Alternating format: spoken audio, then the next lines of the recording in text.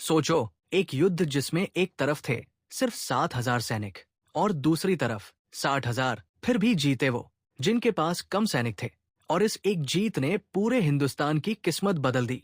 आज हम बात करेंगे उस दिन की। 22 अक्टूबर 1764, बक्सर का युद्ध। पलाशी की लड़ाई को सिर्फ 7 साल हुए थे। 1757 में अंग्रेजों ने बंगाल जीत लिया था।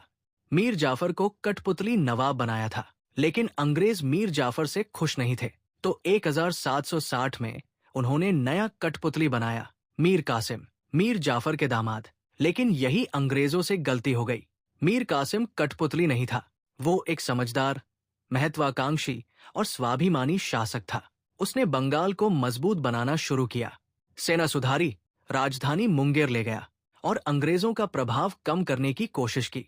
अंग्रेजों को ये बिल्कुल पसंद नहीं आया। तनाव बढ़ने की एक बड़ी वजह थी व्यापारिक अधिकार। अंग्रेजों के पास मुगल सम्राट से विशेष ड्यूटी फ्री व्यापार के अधिकार थे, लेकिन कंपनी के कर्मचारी इन अधिकारों का दुरुपयोग करते थे। वो अपने निजी व्यापार में भी टैक्स नहीं देते थे। मीर कासिम का खजाना खाली होता जा रहा था। उसने एक साहसी कदम उठाया। उसने सभी व्यापारियों के लिए ड्यूटी फ्री व्यापार कर दिया, यानी अंग्रेजों का फायदा खत्म। अंग्रेज भड़क गए। 1763 में खुली जंग शुरू हो गई। अंग्रेजी सेना ने एक के बाद एक गिरिया, कटवा, मुर्शिदाबाद, मुंगेर, सूटी सब जीत लिया। मीर कासिम हारता रहा, लेकिन उसने हार नहीं मानी। मीर कासिम के पास अब एक ही रास्ता था, अकेले नहीं जीत सकते तो मिलकर लड़ो। वो पहुंचा अवध के नवाब शुजाउद्दौला के पास। शुजाउद्दौला खुद अंग्रेजों की बढ़ती ताकत से परेशान था। वो बंगाल को अंग्रेजों के हाथ नहीं जाने देना चाहता था।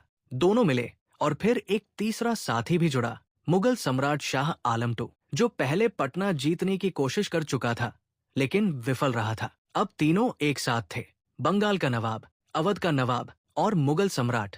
ये अब तक का सबसे बड़ा भारतीय गठबंधन था अंग्रेजों के खिलाफ। 60,000 सैनिक, अनगिनत हाथी, तोपे, घुड़सवार और दूसरी तरफ मेजर हेक्टर मुनरो के सिर्फ 7,072 सैनिक। 22 अक्टूबर 1764, गंगा नदी के किनारे, बक्सर का मैदान, पटना से 130 किलोमीटर पश्चिम में। मुनरो ने अपनी छोटी सेना को 3 हिस्सों में बांटा।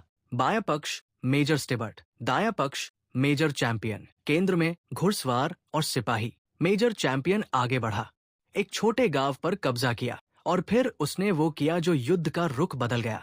वो भारतीय गठबंधन की सेना के पीछे पहुंच गया। 60,000 की विशाल सेना घिर गई। तीनों तरफ से अंग्रेजी तोपें गरजी। भारतीय सेना में अफरातफरी मच गई। तीनों नेताओं में कोई तालमेल नहीं था। मीर कासिम मैदान छोड़कर भाग गया।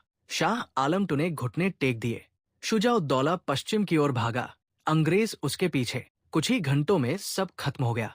अंग्रेजों के 847 सैनिक मारे और घायल। भारतीय गठबंधन के 2,000 से ज्यादा सैनिक मारे गए। बक्सर के बाद दुनिया बदल गई। 1765 में इलाहाबाद की संधि हुई। रॉबर्ट क्लाइव ने शाह आलम II से दीवानी अधिकार लिए, बंगाल, बिहार और उड़ीसा में राजस्व वसूली का अधिकार। यानी अब अंग्रेज सिर्फ व्यापारी नहीं थे, वो शासक बन गए थे।